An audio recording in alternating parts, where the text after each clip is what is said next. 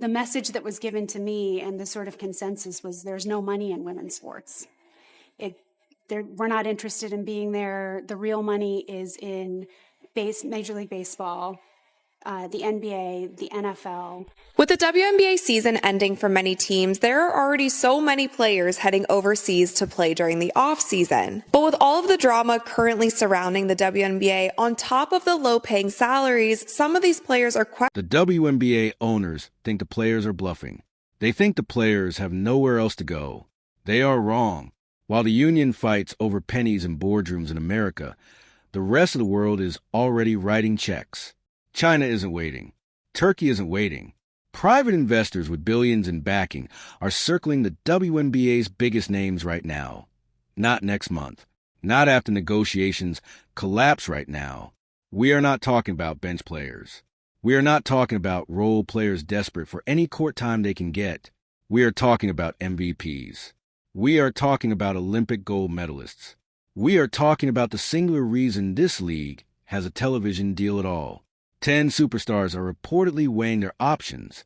10 names that if they disappear from American arenas don't just hurt the WNBA, they end it. And if number one on this list books a one-way flight out of the country, there will be no league left to come back to. This is not a warning. This is already happening. Here is what the WNBA owners are gambling with, and why it is the most reckless gamble in the history of women's sports. The collective bargaining agreement is dead. The players walked away, and for the first time in this league's existence, the stars have actual leverage because they have actual alternatives. EuroLeague clubs are not romantic fallback options. They are structured professional operations offering tax-free salaries, full housing packages, and guaranteed contracts that make WNBA money look insulting by comparison. The average WNBA maximum salary right now sits just under $250,000 per year. Turkey's top clubs are putting $500,000 tax-free on the table. China is going further. We are talking numbers that approach 7 figures for marquee names. And here's the part that should terrify every owner sitting in a luxury box right now. Overseas leagues don't need the WNBA lockout to end. They just need one phone call answered. The moment this lockout stretches past a certain threshold, the financial math changes permanently for these players. It stops being a negotiation tactic. It becomes a career decision. What you are about to watch is a brain drain. The systematic departure of the most talented, most marketable, most irreplaceable women in basketball, because a group of billionaire owners miscalculated how much their players actually needed them. They didn't need them at all.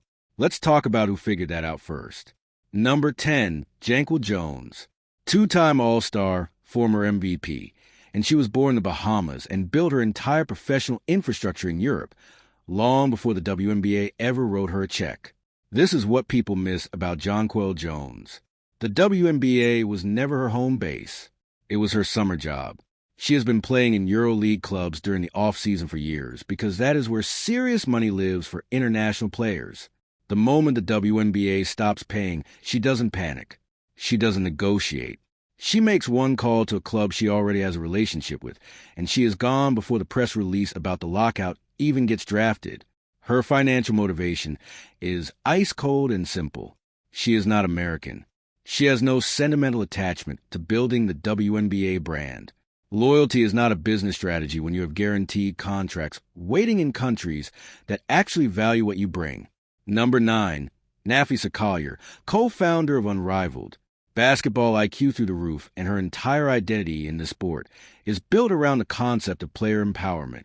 Nafisa doesn't need to go overseas. She helped build an alternative league specifically because she saw this moment coming. But here is the financial reality. If the WNBA shuts down for an extended period and Unrivaled cannot fill the gap commercially, she will take a premium EuroLeague offer not out of desperation, but out of principle. She will do it to prove that players can survive without the WNBA's infrastructure. That precedent, if set by some of her profile, is more dangerous to the league than any single departure. Number 8, Sada Sabali. Born in Germany, raised in basketball culture that has zero reverence for the WNBA as an institution, Sada Sabali is one of the most complete players in the world, and she is currently being paid like she is a mid-tier asset in a minor league. The EuroLeague knows her value. Turkish clubs know her value. German leagues are practically building campaigns around the possibility of bringing her home permanently. Her financial motivation. She is already making more money in Europe during the off-season than she makes during a full WNBA season. If the lockout extends, the math stops being a close call. It becomes obvious. Number 7, Alyssa Thomas, one of the most physically dominant players in the league, approaching the back half of her prime, and she has spent her entire career being criminally underpaid for what she produces on the court. Veterans like Alyssa Thomas have a different relationship with time than younger players do. Every lockout month is not an inconvenience. It is a career month that cannot be recovered. Turkish clubs are actively targeting experienced, high-Q players who can anchor a roster immediately. She fits that profile perfectly. The offer doesn't need to be record-breaking. It just needs to exist and be guaranteed. Number 6, Jewel Lloyd, Olympic gold, multiple All-Star appearances, and she is entering the exact phase of her career where every financial decision carries permanent weight. Jewel Lloyd is not a player who is going to sit in an apartment waiting for billionaires to decide her fate. Turkey has been aggressive in targeting established American guards with her profile players who can sell tickets, run an offense, and market a club internationally. The number being discussed in her orbit is north of $400,000 tax-free against a WNBA maximum that hasn't kept pace with her market value. That is not a hard decision. That is a phone call. Number 5, Skylar Diggins-Smith. Here is a name that carries 10 years of grievances with this league. Skylar Diggins-Smith has been one of the most talented, most watchable, most marketable guards in WNBA history, and the league has consistently failed to compensate her at a level that reflects that. She took a mental health hiatus. She navigated a pregnancy situation that the league handled poorly. She came back. She performed. And now she is watching a lockout unfold that feels to a veteran of her experience like confirmation of everything she already believed about how this league values its players. The moment a Turkish club slides a $500,000 tax-free contract across the table, Skylar Diggins-Smith does not hesitate. She signs, and she does it knowing full well she may never come back. And she is completely at peace with that. Number 4, Angel Reese. This one is different. This is not a story about guaranteed overseas money. This is a story about brand survival. Angel Reese built her entire commercial identity on visibility, on being in the conversation, on the highlight, the moment, the press conference quote that lives on social media for 48 hours and feeds the algorithm that feeds her sponsors that feed her bank account. Unrivaled. The made-for-television league she participated in this off-season did not deliver the ratings it needed to deliver. The audience did not show up at the scale that would have justified the investment. And now the WNBA, the primary platform that keeps Angel Reese in front of the sports audience, is locked out. Without a court to play on, her brand starts decaying in real time. She cannot afford silence. She cannot afford to disappear for a season while her peers are playing somewhere and generating content. Her financial motivation is not a contract offer. It is desperation dressed up as opportunity. Whether that is an overseas league, a celebrity entertainment tour, or any camera that will point at her, Angel Reese needs to be somewhere visible. The lockout is not an inconvenience for her. It is an existential threat to everything she has built commercially. Number 3, Breanna Stewart, the captain, the union leader, the face of the fight for better pay and better conditions, and potentially the first person to quietly abandon that fight the moment her own finances come under pressure. Here is what nobody wants to say out loud. Breanna Stewart was instrumental in pushing the players' union into this confrontational posture. She was the voice. She was the presence. She was a symbol of collective action.